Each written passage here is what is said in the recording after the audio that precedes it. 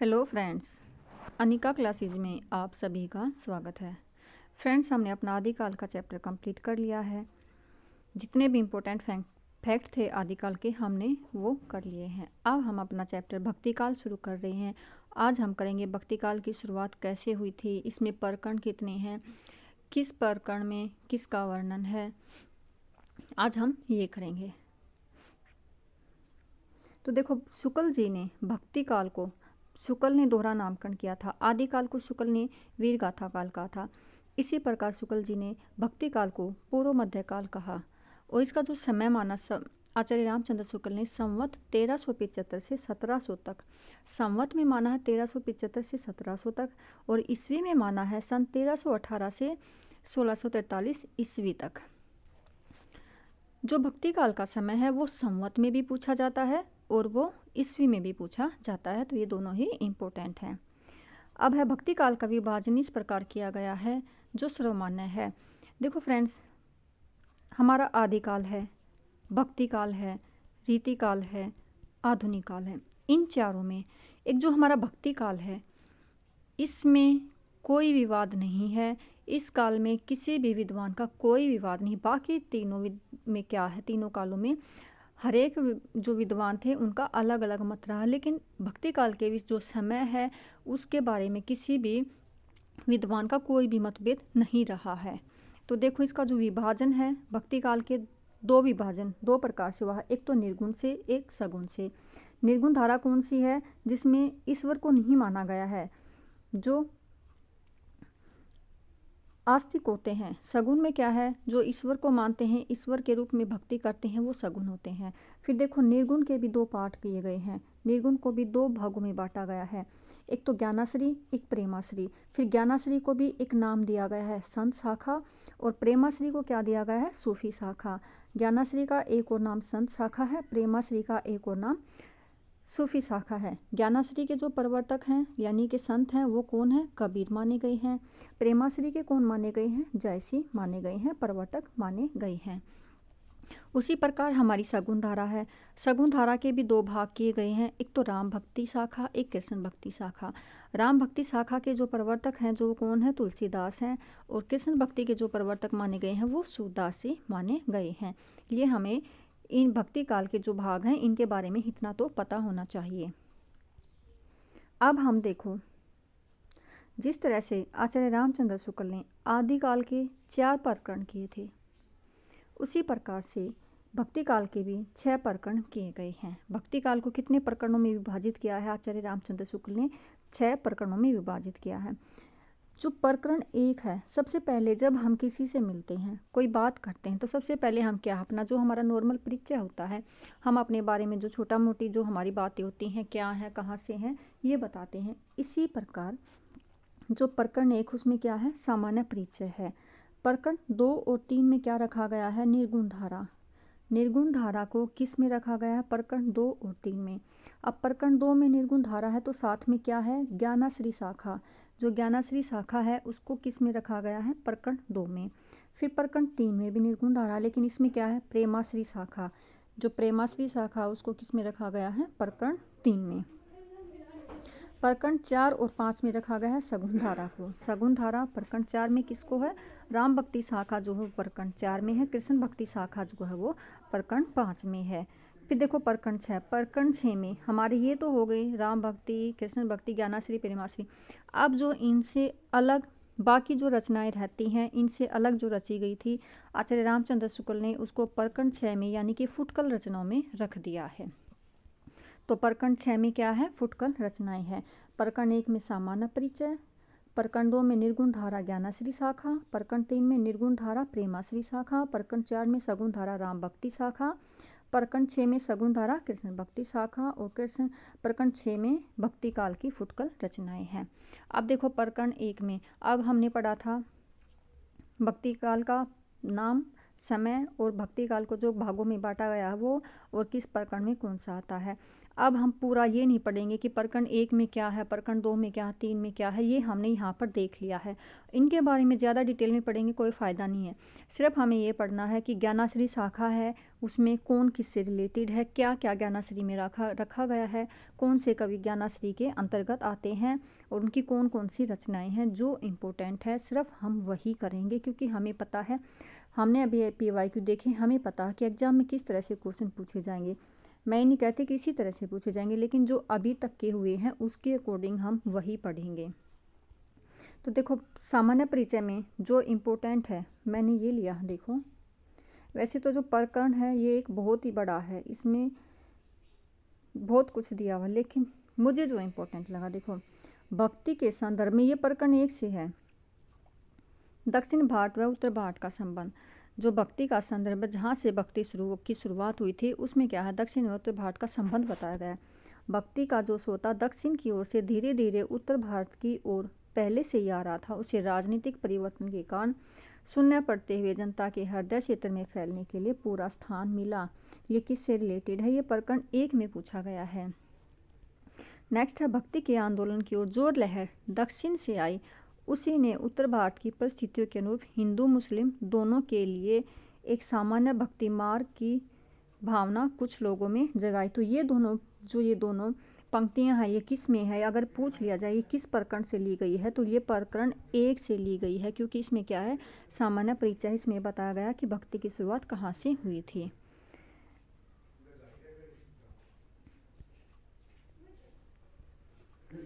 अब देखो, अब हमारा जो है सामान्य परिचय शुरू होता है भक्ति काल। भक्ति काल का सर्वप्रथम शब्द, यानी कि जो भक्ति शब्द का सर्वप्रथम उल्लेख है वो कहाँ से मिलता है, किस में मिलता है, हमें श्वेतर उपनिषद से है। मोस्ट इम्पोर्टेंट है क्योंकि ये पूछा भी जा चुका है कि भक्ति का जो सर्वप्रथम उल्लेख है वो कहाँ से मिलता है, श्वेतर उपनिषद से मिलता है। मोनियर विलियम्स के अनुसार भक्ति शब्द की व्युत्पत्ति भज धातु से हुई है। भक्ति शब्द की व्युत्पत्ति भज धातु से हुई, लेकिन किसके अनुसार हुई है, मोनियर विलियम्स के अनुसार हुई है। भक्ति का उदय दक्षिण से हुआ है। भक्ति का उदय दक्षिण से हुआ, ये क्वेश्चन पूछा जा चुका है कि भक्ति का जो उदय हुआ है वो कहाँ से हुआ, दक्षिण भारत से हुआ, और किसके द्वारा हुआ, रामानंद जी के द्वारा हुआ है। क्योंकि इसमें पंक्ति भी पूछी गई है, भक्ति द्रविड़ी उपजी लाए रामानंद। ये पंक्ति जो है मोस्ट इम्पोर्टेंट है, ये पूछी भी गई है और ये भक्ति के संबंध में ही है। अब देखो, हम भक्ति आंदोलन के उदय की पृष्ठभूमि पढ़ेंगे। इसमें क्या है, क्वेश्चन इसमें कैसे बनेगा, जैसे कि देखो, ईसाई प्रभाव, भक्ति आंदोलन को ईसाई के प्रभाव माना है, किसके अनुसार माना गया है, क्वेश्चन ऐसे पूछा जाएगा। तो भक्ति आंदोलन पे ईसाई प्रभाव जो माना है वो किसने माना है, जॉर्ज ग्रियर्सन ने, बेवर ने, बर्नले और भंडारकर ने। भक्ति आंदोलन का जो उदय माना है ईसाइयों के प्रभाव से माना है, इनने माना है। भक्ति आंदोलन अरबों की देन है, ये किसके अनुसार है, ये ताराचंद के अनुसार है। मुस्लिम संस्कृति के संपर्क का परिणाम ही भक्ति का उदय है, तो ये किसके अनुसार है, आबिद हुसैन के अनुसार है। अवर्णों की आर्थिक स्थिति में सुधार के कारण ही भक्ति का उदय हुआ था, ये प्रोफेसर इरफान हबीब का। अभी तक हालांकि इन दोनों से पूछा नहीं लिख गया है, लेकिन जो बुक में दिया हमें ये पढ़ना है। तो देखो, यहाँ से इन दोनों से पूछा नहीं गया, लेकिन जो बुक में दिया हुआ है, जो इम्पोर्टेंट है, हमें वो एक बार पढ़ने तो जरूर है। अब देखो, डॉक्टर सतीश चंद्र के द्वारा राजपूतों की पराजय के कारण ब्राह्मणों की सत्ता के ह्रास से कर्मकांडों की अलपता, बौद्ध धर्म की क्षयग्रस्तता और सूफी संतों के प्रभाव से भक्ति का उदय किसने माना है, डॉक्टर सतीश चंद्र ने माना है। अब है आचार्य रामचंद्र शुक्ल के अनुसार मुस्लिम आक्रमण से पराजय के कारण हताश जाति तथा सांस्कृतिक संकट। तो मुस्लिम आक्रमण से पराजय के कारण हताश जाति और सांस्कृतिक संकट से किसने माना है, आचार्य रामचंद्र शुक्ल ने माना है। अब है हजारी प्रसाद द्विवेदी, भारतीय चिंताधारा का स्वाभाविक विकास। देखो, ये इम्पोर्टेंट है, पूछा गया, भारतीय चिंताधारा का स्वाभाविक विकास हजारी प्रसाद द्विवेदी से। अगर इस्लामी आक्रमण की देन तो उद्भव उत्तर भारत में होना चाहिए था, किंतु आरंभ दक्षिण में हुआ, क्योंकि जो शुरुआत हुई थी वो उत्तर भारत में हुई थी, लेकिन आरंभ कहाँ से माना गया, दक्षिण भारत में, किसके द्वारा, रामानंद के द्वारा। साथ ही भक्ति काव्य में हताशा या निराशा का भाव नहीं है, बल्कि उत्साह और जिज्ञासा का काव्य है। हजारी प्रसाद द्विवेदी ने यहाँ माना हताशा या निराशा का भाव नहीं, लेकिन आचार्य रामचंद्र शुक्ल ने इसको हताश या निराश माना है। और जिज्ञासा, उत्साह और जिज्ञासा का काव्य भक्ति आंदोलन का उदय माना है। अब है मुक्तिबोध के अनुसार ऐतिहासिक सामाजिक शक्तियों के रूप में जनता के दुखों व कष्टों से हुआ भक्ति आंदोलन का उदय किसके अनुसार? मुक्तिबोध के अनुसार। रामविलास शर्मा ने, देखो जो रामविलास शर्मा का है जातीय, और ये दो वर्ड याद करो, जातीय और जनवादी। जातीय और जनवादी किसके द्वारा है? रामविलास शर्मा के द्वारा है। यहाँ से आप इसको ऐसे याद कर सकते हो। तो देखो जितने भी भक्ति का उदय किससे माना गया, किसने किससे माना है, ये इम्पोर्टेंट है क्योंकि यहाँ से क्वेश्चन पूछे जा चुके हैं, तो ये इम्पोर्टेंट है। अब हम करेंगे भक्तिकालीन संबंधी संज्ञाएं, यानी कि जो भक्ति काल है उसको किसने क्या नाम दिया है। भक्ति काल को हिंदी साहित्य का स्वर्ण युग और काल, ये पूछा जा चुका है, इंपॉर्टेंट है। तो जॉर्ज गिरियसन और डॉक्टर श्याम सुंदर दास ने भक्ति काल को हिंदी साहित्य का स्वर्ण युग और या स्वर्ण काल कहा है। भक्ति काल को लोक जागरण काल किसने कहा? आचार्य हजारी प्रसाद द्विवेदी ने कहा। अब लोक जागरण काल, देखो लोक जागरण खाली लोक जागरण हजारी प्रसाद द्विवेदी, लेकिन लोक जागरण के साथ काल भी लगा दिया, तो काल किसमें है? रामविलास शर्मा के द्वारा है। अब देखिए भक्ति काल के नामकरण को लेकर विवाद नहीं है। एक यही ऐसा काल है जिसको लेकर किसी भी विद्वान का कोई विवाद नहीं है। मिस्र बंधुओं ने माध्यमिक काल तथा गणपति चंद्रगुप्त ने पूर्व मध्य काल का, सिर्फ इन दो ने, जो ये दो थे, इन दोनों ने तो इसको अलग नाम दिया, बाकी किसी ने भी भक्ति काल को लेकर कोई विवाद नहीं रहा। बाकी सभी ने भक्ति काल, आचार्य शुक्ल ने सर्वप्रथम कहा था, बाकी सभी ने इसको भक्ति काल ही माना है। श्रद्धा और प्रेम के योग का नाम ही भक्ति है। अब देखिए दो धाराएं प्रवाहित होती है भक्ति काल में, अभी हमने पढ़ा था सगुण व निर्गुण। हजारी प्रसाद द्विवेदी ने दोनों का मुख्य लक्षण, ये इंपॉर्टेंट है, भगवत विषयक रति एवं अनंतता माना है। किसका माना है? भक्ति काल में। भक्ति काल में अगर पूछ लिया जाए, एक तो भक्ति काल ही पूछ लिया जाए, या फिर भक्ति काल में सगुण और निर्गुण इन दोनों की आचार्य महावीर प्रसाद द्विवेदी ने क्या माना है? भगवत विषयक रति अनंतता माना है, मोस्ट इम्पोर्टेंट है। जिस समय उत्तर भारत में सिद्ध एवं नाथ थे, उस समय दक्षिण में आलवार संत भक्त थे। देखो जिस समय उत्तर भारत में सिद्ध एवं नाथ थे, उसी समय दक्षिण में आलवार संत भक्त थे। इनका समर्थन वहाँ के वैष्णव आचार्य द्वारा भी किया गया। दक्षिण के शैवों को नयनार कहा जाता है, इनकी संख्या 63 थी। तो याद रखना कि जिस समय सिद्ध और नाथ उत्तर भारत में थे, उसी समय दक्षिण में कौन थे? आलवार संत भक्त थे। इसीलिए भक्ति का जो उदय माना गया वो कहाँ से माना गया है? दक्षिण से माना गया है।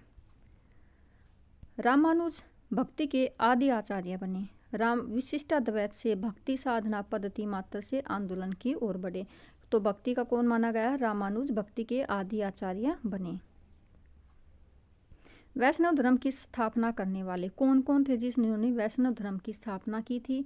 रामानुज, मध्वाचार्य, विष्णु स्वामी और निम्बार्क, ये चारों किससे संबंधित थे? वैष्णव धर्म की स्थापना करने वालों से में संबंधित थे। इनके उपरांत यानी कि इन चारों के बाद जो हुए, रामानंद, वल्लभाचार्य, चैतन्य महाप्रभु ने इनको व्यापक बनाया, यानी कि इनको आगे बढ़ाने का श्रेय किसको? फिर इनके बाद में रामानंद को, वल्लभाचार्य को और चैतन्य महाप्रभु को। एक मिनट। अब देखिए भक्ति आंदोलन के उदय की व्याख्या के संबंध में कुछ महत्वपूर्ण मत दिए हुए हैं। ये पूछे नहीं गए हैं, लेकिन हम एक बार इनको देख लेते हैं। ये कहाँ से लिए गए हैं? श्रीमद् भागवत से इनको लिया गया है। पूछा तो नहीं गया, लेकिन देख लेते हैं। उत्पन्ना द्रविड़े साहावर्दी कर्नाटके गता, ये कहाँ से हैं? ये है श्रीमद् भागवत से लिया गया है। शायद ये इम्पोर्टेंट है। मलेच्छा क्रांतेशु देशु पोप कैलिनेशु, तो ये पंक्ति देकर पूछ लिया जाएगा कि ये कहाँ से ली गई है भक्ति के संबंध में। तो ये ली गई है श्रीमद् भागवत से लिया गया है। अब देखिए नेक्स्ट। अब हमने पढ़ लिया भक्ति के आंदोलन के उदय में किसने क्या कहा, भक्ति की जो शुरुआत मानी गई किसने कहाँ से मानी है, किसकी देन है ये मानी गई है। अब भक्ति के संबंध में जो विभिन्न विद्वान हैं कि भक्ति का उदय क्यों हुआ, कहाँ से हुआ, अब हम उनके मत देखते हैं, क्योंकि ये मत इम्पोर्टेंट हैं। यहाँ से क्वेश्चन पूछा जाता है, डायरेक्ट यूं का यूं क्वेश्चन पूछा जाता है। अब देखो, भक्ति दरवड़ी उपजी लाए रामानंद, प्रगट किया कबीर ने, सात द्वीप नौखंड, ये इम्पोर्टेंट है। तो ये जनश्रुतियों के अनुसार है। ये किसके अनुसार है? जब पूछा जाता है कि भक्ति का आरंभ दक्षिण से हुआ है, तब ये पंक्ति पूछी जाती है, इम्पोर्टेंट है। नेक्स्ट देखिए, हम अपने को ऐसे धार्मिक आंदोलन के सामने पाते हैं जो सब आंदोलनों से कहीं अधिक विशाल है, जिसे भारतवर्ष ने कभी देखा है, यहाँ तक कि बौद्ध धर्म के आंदोलन से भी अधिक विशाल है, क्योंकि इसका प्रभाव आज भी विद्यमान है। इस युग में धर्म ज्ञान का नहीं बल्कि भाववेश का विषय हो गया है। ये भक्ति के संबंध में किसके अनुसार है? तो ये ग्रियर्सन के अनुसार है। बिजली की चमक के समान अचानक समस्त पुराने धार्मिक मतों के अंधकार के ऊपर एक नई बात दिखाई दी। कोई हिंदू यह नहीं जानता कि यह बात कहाँ से आई, कोई भी इसके प्रादुर्भाव का कारण निश्चित नहीं कर सकता। ये भी किसके अनुसार है? ग्रियर्सन के अनुसार है। ये भी इम्पोर्टेंट है, सब क्वेश्चन में पूछा गया। भक्ति धर्म का रसात्मक रूप है आचार्य रामचंद्र शुक्ल के अनुसार। भक्ति का जो सोता दक्षिण की ओर से धीरे धीरे उत्तर भारत की ओर पहले ही आ रहा था, उसे राजनीतिक परिवर्तन के कारण सुनने पड़ते हुए जनता के हृदय क्षेत्र में फैलने के लिए पूरा स्थान मिला। ये किसके अनुसार है? ये रामचंद्र शुक्ल के अनुसार है। अभी हमने जो ये किस में है? ये प्रकरण 1 में है। अभी हम जब प्रकरण पढ़ रहे थे तो हमने देखा था कि भक्ति के उदय के बारे में जो बात कही गई है, ये आती प्रकरण 1 में है। कही किसने है? आचार्य रामचंद्र शुक्ल ने कही है। ये इम्पोर्टेंट भी है, कई बार एग्जाम में पूछी भी गई है। मैं इस्लाम के महत्व को भूल नहीं रहा हूँ, लेकिन जोर देकर कहना चाहता हूँ, अगर इस्लाम नहीं आया होता तो भी इस साहित्य का 12 आना वैसा ही होता जैसा आज है। देखो, इसमें एक शब्द है 12 आना, ये सभी को पता हजारी प्रसाद द्विवेदी ने कहा था। लेकिन 12 आना ये बाहर नहीं, एक तो होता है बाहर, लेकिन बाहर नहीं, ये 12। हमने सुना होगा, जो हमारे बड़े बूढ़े हैं वो क्या कहते हैं कि ये बात 16 आने सही है। 16 आने बिल्कुल, जो बात बिल्कुल सही होती है उसको 16 आने कहते हैं। लेकिन हजारी प्रसाद द्विवेदी ने इसको यहाँ पर 12 आने, यानी कि 4 जो आने हैं उसको इन्होंने कम किया है। अभी इन्होंने पूरा 100% नहीं बोला, सिर्फ इन्होंने क्या कहा, 12 आने वैसा ही होता है जैसा आज है। तो ये किसके द्वारा है? हजारी प्रसाद द्विवेदी के द्वारा है। ये भी क्या है? बिल्कुल इम्पोर्टेंट है। अब देखिए, समूचे भारतीय इतिहास में अपने ढंग का अकेला साहित्य है, इसी का नाम भक्ति साहित्य है। यह एक नई दुनिया है। यह एक नई दुनिया किसके द्वारा? हजारी प्रसाद द्विवेदी के द्वारा है। भक्ति काल है, मध्यकाल नहीं। मध्यकाल सामान्यतः जकड़ी हुई मणिवर्तियों का परिचायक है। तो ये किसके द्वारा है? बच्चन सिंह के द्वारा है। नेक्स्ट है, भक्तिकालीन काव्य की सर्व प्रमुख भाषा क्या रही है? ब्रज रही है। इंपॉर्टेंट है, ये पूछा गया कि भक्तिकालीन काव्य की भाषा क्या रही है? ब्रज रही है। मोस्टली जो काव्य है वो ब्रज में है, लेकिन तुलसीदास ने कुछ रचनाएं अवधी भाषा में भी लिखी हैं। पराजय के बाद व्यक्ति या तो अपनी आध्यात्मिक श्रेष्ठता दिखाना चाहता है अथवा विलास में डूबकर पराजय को भूल जाना चाहता है। भक्ति आंदोलन का स्रोत पहली मनोवृत्ति है। तो ये क्या है? बाबू गुलाब राय की। देखो यहाँ पर पहली मनोवृत्ति, लेकिन अभी हमने जकड़ी हुई मनोवृत्ति पढ़ा था। कहाँ? ये रहा। जकड़ी हुई मनोवृत्ति किसके द्वारा? बच्चन सिंह के द्वारा है। और पहली मनोवृत्ति किसके द्वारा है? बाबू गुलाब राय के द्वारा है। जिस युग में कबीर, जायसी, तुलसी, सूर जैसे सुप्रसिद्ध कवियों और महात्माओं की दिव्यवाणी उनके अंतःकरणों से निकलकर देश के कोने कोने में फैली थी, उसी साहित्य के इतिहास में सामान्यतः भक्ति युग कहते हैं। तो हिंदी साहित्य का क्या है? ये स्वर्ण युग है। ये किसके द्वारा कहा गया है? डॉक्टर श्याम सुंदर दास के द्वारा कहा गया है। भक्ति आंदोलन भारतीय चिंताधारा का स्वाभाविक विकास है। किसके द्वारा? हजारी प्रसाद द्विवेदी के द्वारा है। ये कथन जो है बहुत ही इंपॉर्टेंट है। ये इनमें से हर एक कथन किसी न किसी एग्जाम में पूछा गया है, तो इसलिए मैंने ये कथन यहाँ पर एक साथ लिए हैं। अब हम आगे चलते हैं। देखो, शंकराचार्य का इसके बाद हमारे जो वाद थे, मत थे, उनका प्रचलन हुआ। किसी ने कोई वाद शुरू किया, किसी ने कोई वाद शुरू किया। सभी ने पता है जो शंकराचार्य हैं उन्होंने अपना एक वाद शुरू किया था। क्या वाद था? वो अद्वैतवाद था। अद्वैतवाद था। इसके विरोध में देखो, शंकराचार्य का निर्गुण ज्ञानवादी दर्शन मन में उत्पन्न निराशा के विषाद को खत्म न कर सका, यानी कि एक निराशा उत्पन्न हुई थी जब उन्होंने एक वाद शुरू किया। उससे जो विद्वान थे उनके मन में क्या एक निराशा उत्पन्न हुई। क्यों हुई? क्योंकि जो उन्होंने वाद शुरू किया वो क्या था, सामान्य जन के लिए उन्होंने सही नहीं लगा। उससे जो सामान्य मन के जो सामान्य आदमी थे उनके जो मन में घबराहट थी, जो भी तनाव था, वो क्या है उसको वो दूर नहीं कर सके थे। तो क्या था कि वो निराशा के विषाद को ख़त्म न कर सका, न ही सामान्य लोगों को सूग्राह यानी कि उनको संतुष्ट कर सका। परिणामतः कालांतर में संतों द्वारा अद्वैतवाद की आलोचना की गई, अद्वैत की आलोचना की गई तथा वैष्णव संतों द्वारा शंकर के अद्वैत के विरोध में, ये इम्पोर्टेंट है, दक्षिण में 4 नए मतों की स्थापना की गई। किसके विरोध में? अद्वैतवाद के विरोध में। कितने मत किए गए? 4 मत किए गए। कौन कौन से थे वो 4 मत? देखो, विशिष्टाद्वैतवाद किसने किया? रामानुज ने। द्वैतवाद मध्वाचार्य ने। द्वैताद्वैतवाद निम्बार्काचार्य ने। शुद्धाद्वैतवाद विष्णु स्वामी ने। इनमें से कोई भी एक देकर पूछ, 4 दें, 4 तो अलग, 3 अलग होंगे लेकिन कोई एक होगा, उसमें से पूछ लिया जाएगा इनमें से कौन सा वाद है जो शंकराचार्य के अद्वैतवाद के विरोध में शुरू किया गया था। तो ये इम्पोर्टेंट है, आप इनकी एक अलग से टेबल बना लीजिए। कितने मत शुरू हुए? 4 हुए। कहाँ से हुए? दक्षिण में हुए, दक्षिण में हुआ था इनका विरोध। ये बहुत ही इम्पोर्टेंट है। अब है नेक्स्ट, देखिए, अब जो वाद थे उन वादों में देखो, जो हमारे 5 वाद हैं इनमें क्या रिलेटेड है, किससे क्या है। देखो, अद्वैतवाद किसका था? शंकराचार्य का। जो शुरुआत हुई थी अद्वैतवाद से हुई थी, लेकिन इसके विरोध में ये चारों शुरू हुए थे। अद्वैतवाद में इसमें ब्रह्मा को क्या माना गया है? निराकार, और विष्णु निराकार माना गया है। जगत को क्या माना गया है? मिथ्या माना गया है। और अद्वैतवाद में जीव और ब्रह्मा का संबंध कैसा माना गया है? अद्वैत माना गया है। और ब्रह्मा की प्राप्ति ज्ञान के माध्यम से ब्रह्मा की प्राप्ति मानी गई है, यानी कि ब्रह्मा को निराकार, जगत को मिथ्या माना गया है। अब है विशिष्ट अद्वैतवाद में। विशिष्ट अद्वैतवाद में देखो क्या है,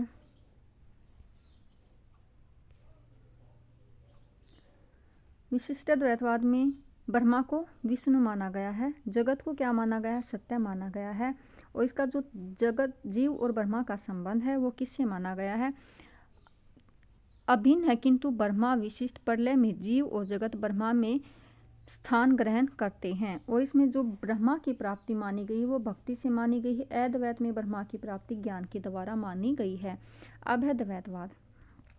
द्वैतवाद में ब्रह्मा, राधा और कृष्ण का जो युगल जोड़ा है वो द्वैतवाद में माना गया है। जगत क्या है? सत्य माना गया है। और इसमें ब्रह्मा की प्राप्ति का मान, तो यहाँ पर युगल है, तो यहाँ पर भी युगल भक्ति उपासना ही ब्रह्मा की प्राप्ति का माध्यम है। अब है द्वैतवाद। द्वैतवाद में जो है ब्रह्मा को क्या माना गया है? विष्णु। लक्ष्मी विष्णु की शक्ति, पत्नी लक्ष्मी विष्णु की शक्ति है। जगत क्या है? सत्य है। और इसमें जो ब्रह्मा की प्राप्ति मानी गई है वो क्या है? भक्ति ही मानी गई है। ब्रह्मा जीव का संबंध अभी तक पूछा नहीं गया है, जहाँ तक पूछा गया है ब्रह्मा और जगत के बारे में ही अभी तक पूछा गया है। अब देखो, शुद्ध अद्वैतवाद में जो इसके ब्रह्मा कौन है? कृष्ण है। कृष्ण द्वैतवाद में भी थे। विष्णु द्वैतवाद और विशिष्ट द्वैतवाद में आते हैं।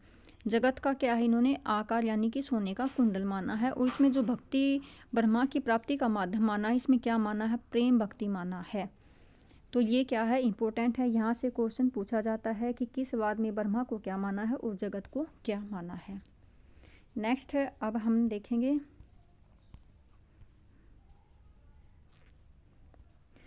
प्रमुख वैष्णव संप्रदाय। अब जो वैष्णव संप्रदाय हैं भक्ति में, हम वो देखेंगे किसने शुरुआत की थी। देखो, संप्रदाय, श्री संप्रदाय। श्री संप्रदाय के प्रवर्तक किसको माना गया? रंगनाथ मुनि को माना गया है। इनका जन्म क्या है? 824 से 924 ईस्वी तक। और इसका जो दर्शन है, श्री संप्रदाय का दर्शन क्या है? विशिष्टाद्वैतवाद। मोस्ट है, संप्रदाय का दर्शन जरूर पूछा जाएगा। सनकादि संप्रदाय प्रवर्तक निम्बार्काचार्य हैं। निम्बार्काचार्य का जन्म 1114 से 1612 ईस्वी है। और जो इसका दर्शन है, सनकादि संप्रदाय का दर्शन क्या है? द्वैतवाद है। अब है देखो ब्रह्मा संप्रदाय। इसके प्रवर्तक मध्वाचार्य हैं। जन्म 1197 से 1226 ईस्वी है।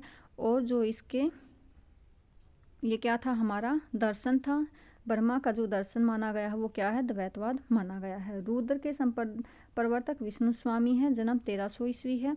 और जो इसका दर्शन है शुद्ध द्वैतवाद है। जो संप्रदाय हैं और इनके जो दर्शन है ये बहुत ही इम्पोर्टेंट हैं, क्योंकि क्वेश्चन यहाँ से भी पूछा जाता है। अब देखो, रामानुचार्य श्री संप्रदाय के सबसे प्रमुख आचार्य हैं। जो रंगनाथ मुनि पूछा नहीं गया, क्योंकि जब भी क्वेश्चन में पूछा जाएगा श्री संप्रदाय के प्रवर्तक हैं तो वहाँ पर हमें ऑप्शन में विशिष्ट द्वैतवाद और रामानुचार्य सिर्फ यही मिलेंगे, रंगनाथ मुनि हमें नहीं मिलेंगे। तो रामानुचार्य श्री संप्रदाय के सबसे प्रमुख आचार्य हैं, इस कारण इन्हें भी श्री संप्रदाय का प्रवर्तक मान लिया जाता है। मोस्टली एग्जाम में हमें यही मिलता है। वल्लभाचार्य ने रुद्र संप्रदाय के विभिन्न विद्वानों को ठोस रूप दिया, इस कारण इन्हें भी रुद्र संप्रदाय का प्रवर्तक माना गया है। यानी कि वल्लभाचार्य को भी विष्णु स्वामी के साथ साथ रुद्र संप्रदाय का प्रवर्तक माना गया है। ये इंपॉर्टेंट है। अब देखो, 4 वैष्णव संप्रदाय हैं, श्री, सनकादि, ब्रह्मा और रुद्र। हमने अब ये पढ़े। श्री व कहीं कहीं ब्रह्म संप्रदाय के आचार्य राम भक्ति में विशेष स्थान रखते हैं। ये इम्पोर्टेंट है। ब्रह्मा, रुद्र व सनकादि संप्रदाय कृष्ण को आराध्य मानते हैं। देखो, जो श्री और ब्रह्मा है ये किससे संबंधित हैं, श्री और ब्रह्मा राम से हैं। और यहाँ पर ब्रह्मा, रुद्र व सनकादि किससे हैं, कृष्ण से संबंधित हैं। ये जितने भी मैं अभी करा रही हूँ ये बिल्कुल मैंने छांट कर बिल्कुल अलग अलग करके तब लिया है, क्योंकि ये सारे इम्पोर्टेंट है, क्वेश्चन यहीं से बनेंगे। अब देखो, भक्ति काल के अन्य महत्वपूर्ण संप्रदाय और उनके प्रवर्तक, यानी कि भक्ति काल में कौन से संप्रदाय रहे हैं और कौन से उनके प्रवर्तक हैं। क्योंकि जो क्वेश्चन 1 या 2 तो जरूर पूछा जाएगा, या तो मिलान में ही पूछ लिया जाए या फिर डायरेक्ट ही पूछ लिया जाए। तो अब देखो, संप्रदाय और उनके प्रवर्तक। रामावत संप्रदाय के प्रवर्तक है रामानंद, महापुरुषिया के शंकरदेव, रामदासी के रामदास, उद्दती के सहजानंद या स्वामी नारायण, रसिक संप्रदाय के अगरदास हैं, सवसुखी के रामचरण दास हैं, गौड़िय के चैतन्य महाप्रभु हैं, सखी संप्रदाय के स्वामी हरिदास हैं, तत्सुखी के जीवाराम हैं, राधा वल्लभी के गोस्वामी हित हरिवंश हैं, महानुभाव के चक्रधर हैं, वारकरी संप्रदाय के पुंडलिक हैं, परब्रह्मा के दादू दयाल हैं, और ध्यान जो बुद्ध की बोधि से उत्पन्न है वही माना गया है। शास्ता पूजक संप्रदाय केरल के हैं, सहजिया बंगाल के हैं, पंचसखा जो हैं वो ओडिशा के हैं, और विष्णुइक जो हैं जम्बनाथ के हैं। तो जो ये संप्रदाय हैं ये भी इम्पोर्टेंट हैं। आप इनको अपनी एक नोटबुक में आपने बना रखी होगी, वहाँ पर आप जो इम्पोर्टेंट नोट्स बनाती है, नहीं कि जितना वीडियो में बताया गया है वो सारा उतारो नहीं। जैसे कि एक टेबल ये है, एक टेबल ये है, एक जो अभी संप्रदाय की जो शंकराचार्य के अद्वैतवाद के विरोध में 4 मत हुए थे, इस तरह से आप इनकी टेबल बनाओ और इनका आप दिन में 1 या 2 बार रिवीजन भी कर लोगे तो आपको बहुत ही अच्छे से हो जाएगा। यहाँ तक था हमारा कि भक्ति काल का उदय कैसे हुआ, किस किस संप्रदाय का उदय हुआ, इसके प्रवर्तक कौन थे और भक्ति काल को कितने भागों में बांटा गया। अब हम जो अपनी शुरुआत करेंगे भक्ति काल की वो हम करेंगे संत काव्यधारा से। एक वीडियो में हम पूरा संत काव्यधारा करेंगे। इस संत काव्यधारा में कितने कवि हुए हैं, किसका संबंध संत काव्यधारा से है, और उनकी कौन सी रचनाएं हैं, उनका जन्म और उनका स्थान, ये सारा हम कल वाली वीडियो में करेंगे। हम पूरा एक वीडियो में एक टॉपिक नहीं करेंगे, क्योंकि इम्पोर्टेंट भक्ति काल से बहुत ज़्यादा क्वेश्चन बनते हैं। हमारा जो आधुनिक काल और भक्ति काल चैप्टर है बड़ा है और यहाँ से बहुत ज़्यादा क्वेश्चन है। जितना डिटेल में पढ़ेंगे हमारे लिए उतना ही अच्छा होगा। तो फ्रेंड्स, आप अपना रिवीजन करते रहिए और इनको नोट्स बनाकर इनको अच्छे से याद भी करते रहिए। Thank you.